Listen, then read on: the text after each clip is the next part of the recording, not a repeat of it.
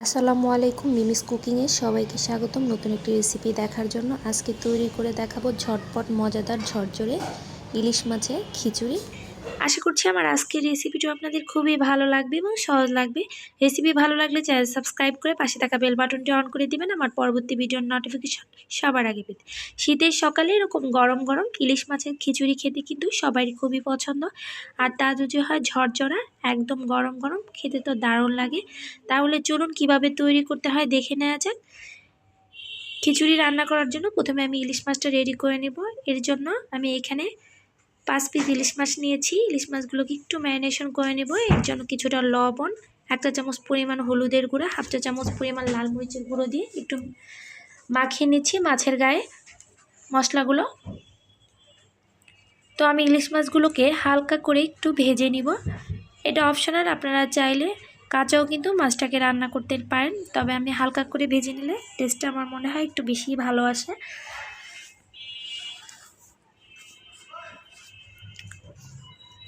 এখন এগুলোকে আমি ফ্রাই করার জন্য চুলায় একটি প্যান বসিয়ে দিলাম।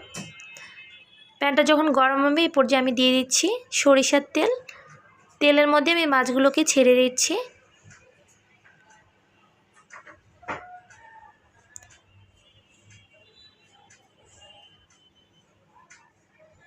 এখন মাছগুলোকে আমি হালকা কালার আসা পর্যন্ত একটু ভেজে নিব। এটাকে আমি বেশি সময় কিন্তু ফ্রাই করব না, তাহলে কিন্তু মাছটা বেশি ড্রাই হয়ে যাবে আর এটা কিন্তু পরে ভালো লাগবে না।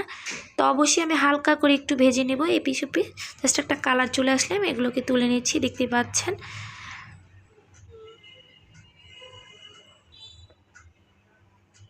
এখন সবগুলো মাছ আমি তুলে নিচ্ছি। যারা আমার চ্যানেলে নতুন প্লিজ চ্যানেলটা সাবস্ক্রাইব করে রাখবেন। এখন একই তেলের মধ্যে আমি 1 কাপ পরিমাণ পেঁয়াজ কুচি নিয়েছি। পেঁয়াজটাকে আমি হালকা ব্রাউন কালার আসা পর্যন্ত ভেজে নিব।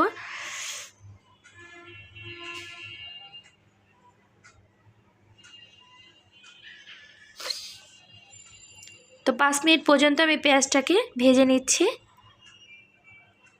তো এর মাঝে যখনই এরকম একটা কালার চলে আসবে এ পর্যায়ে আমি এর মধ্যে সামান্য কিছুটা পানি দিয়েছি মশলাটা কষানোর জন্য।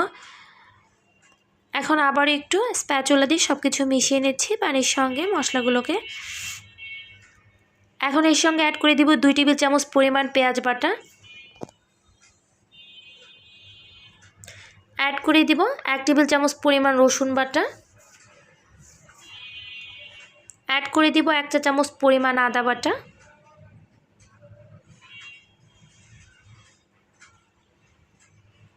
টেস্ট অনুযায়ী কিছুটা লবণ দিয়ে দিচ্ছি। দিয়ে দিব 1/2 চা চামচ পরিমাণ হলুদের গুঁড়ো, 1/2 চা চামচ পরিমাণ লাল মরিচের গুঁড়ো, 1 চা চামচ পরিমাণ ধনিয়ার গুঁড়ো দিয়ে দিলাম। এখন সব কিছু খুব ভালোভাবে একসঙ্গে মিশিয়ে নিচ্ছি মশলাগুলোকে কাঁচা স্মেলটা চলে যাওয়া পর্যন্ত তেলের মধ্যে একটু কষিয়ে নিব। যখন তেলটা উপরের দিকে চলে আসবে এ পর্যায়ে বুঝতে পারবেন যে মশলাটা খুব ভালোভাবে কষানো হয়ে গিয়েছে। দেখতেই পাচ্ছেন তেলটা কিন্তু অনেকটাই চলে এসেছে। তো আমি আরও কিছুক্ষণ পর্যন্ত মশলাটাকে তেলের মধ্যে কষিয়ে নিব। এখন এর মধ্যে আমি 5 থেকে 6টা কাঁচামরিচ দিয়ে দিলাম, মাছ বরাবর একটু ফেলে দিয়েছি। এই তো এর মাঝে আমার মশলাটা খুব ভালোভাবে কষানো হয়ে গিয়েছে। এখন আগে থেকে হালকা ভেজে রাখা মাছগুলো দিয়ে দিচ্ছি। মাছটাকে এপিট ওপিট সুন্দরভাবে আমি মশলার মধ্যে আবার একটু কষিয়ে নিচ্ছি। এখন এর মধ্যে আমি কিছুটা পানি দিয়ে দিচ্ছি মাছটা সিদ্ধ হওয়ার জন্য। এর মধ্যে আমি বেশি পানি দিব না, 1/4 কাপ পরিমাণ পানি দিয়ে দিচ্ছি। বেশি পানি দেওয়ার প্রয়োজন নেই, এর মধ্যে কিন্তু মাছটা কুক হয়ে যাবে, যেহেতু ইলিশ মাছ এটা সময় হয় না। এরই ফাঁকে আমি পোলাওর জন্য খিচুড়ির জন্য চালটা রেডি করে নিলাম। 3 কাপ পরিমাণ পোলাও চাল নিয়ে নিলাম। এর মধ্যে 1 কাপ পরিমাণ মসুর ডাল নিয়ে নিচ্ছি। এখানে আমি এক্সট্রা অন্যান্য কোনো ডাল ইউজ করছি না, আপনারা চাইলে খেসারির ডাল দিয়েও কিন্তু করে নিতে পারেন, তবে আমি মসুর ডাল দিয়ে কিন্তু এই খিচুড়িটা তৈরি করে দেখাবো।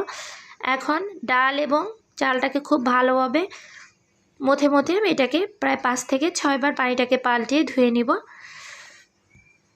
এই তো চালটা ধোয়া হয়ে গিয়েছে। এরই মাঝে আমার মাছটাও কিন্তু হয়ে গিয়েছে, দেখতেই পাচ্ছেন, আর তেলটাও কিন্তু মাশাআল্লাহ উপরের দিকে চলে এসেছে। এরপর যে আমি মাছগুলোকে তুলে নিচ্ছি, সামান্য কিছুটা ঝোল আমি মাছগুলোকে তুলে নিচ্ছি। এখন যে ঝোলটা দেখতে পাচ্ছেন এটাকে আমি অন্য একটা পাত্রে ট্রান্সফার করে নেব, যে পাত্রে আমি খিচুড়িটাকে রান্না করব। এখানে আমি আর কোনো এক্সট্রা পেঁয়াজ বা মশলা ইউজ করব না। এই মশলা দিয়ে আপনাদেরকে ইলিশ খিচুড়িটা তৈরি করে দেখাবো।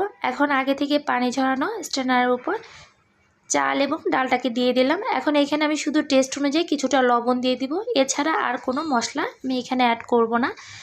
এখন মশলার সঙ্গে চাল এবং ডালটাকে আমি প্রায় 5 থেকে 10 মিনিট পর্যন্ত ভেজে নিব। এর মধ্যে দেখা যায় ইলিশ মাছের যে ফ্লেভারটা এটা খুব সুন্দরভাবে চালের মধ্যে ছড়িয়ে যাবে। আর দিয়ে দিব 2 টুকরো তেজপাতা আর 1 টুকরো দারচিনি দিয়ে দিলাম এর মধ্যে। এখন আবার উল্টিয়ে পাল্টিয়ে প্রায় 5 মিনিট পর্যন্ত চালটাকে আমি ফ্রাই করে নেব। একটু সময় ধরে এটাকে ফ্রাই করবেন, তাহলে ফ্লেভারটা খুব সুন্দর। তো আমি টোটাল 4 কাপ চাল এবং ডালে পানি দিয়ে দিলাম ফুটন্ত। 8 কাপ পরিমাণ পানি দিয়ে আবারও নেড়ে চেড়ে সব কিছু মিশিয়ে নিচ্ছি।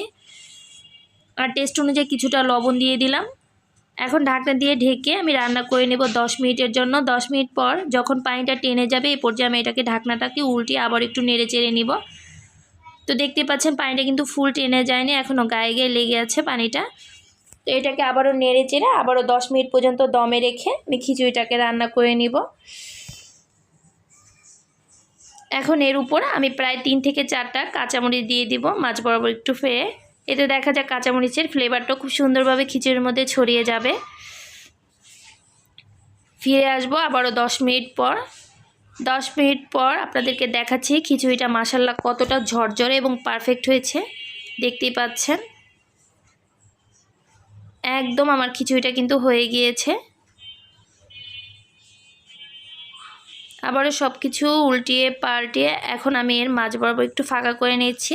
আগে থেকে রান্না করে রাখা ইলিশ মাছটা এই বরাবর দিয়ে দিচ্ছি। এতে দেখা যায় খুব সুন্দরভাবে আবারও দমে রেখে আমি 5 মিনিট পর্যন্ত রান্না করে নিব।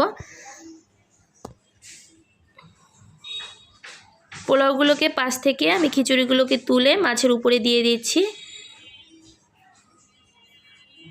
এখন উপর দিয়ে কিছুটা পেঁয়াজ বেরেস্তা দিয়ে আমি আরও দমে রেখে আরও 5 মিনিট রান্না করে নেব। ফিরে আসবো 5 মিনিট পর। 5 মিনিট পর একটা সার্ভিং বাটিতে আমি সার্ভ করে নিচ্ছি। দেখতে পাচ্ছেন মাশাআল্লাহ কতটা পারফেক্ট হয়েছে ইলিশ খিচুড়িটা। এভাবে করে ইলিশ মাছের খিচুড়িটা তৈরি করে দেখতে পারেন, পরিবারের সবাই খুব পছন্দ করবে। উপর দিকে একটু পেঁয়াজ বেরেস্তা দিয়ে পরিবেশন করে নিলাম, ব্যাস তৈরি হয়ে গেল ঝটপট মজাদার ইলিশ মাছের খিচুড়ি। তো আমার আজকের রেসিপিটি কেমন হয়েছে অবশ্যই কমেন্ট সেকশনে কমেন্টস করে জানাবেন। ভালো লাগলে অবশ্যই একটা লাইক দেবেন, কারণ আপনাদের লাইক এবং কমেন্টস আমাকে অনেক উৎসাহিত করে। আজকে এখানেই বিদায় নিলাম, আল্লাহ হাফিজ।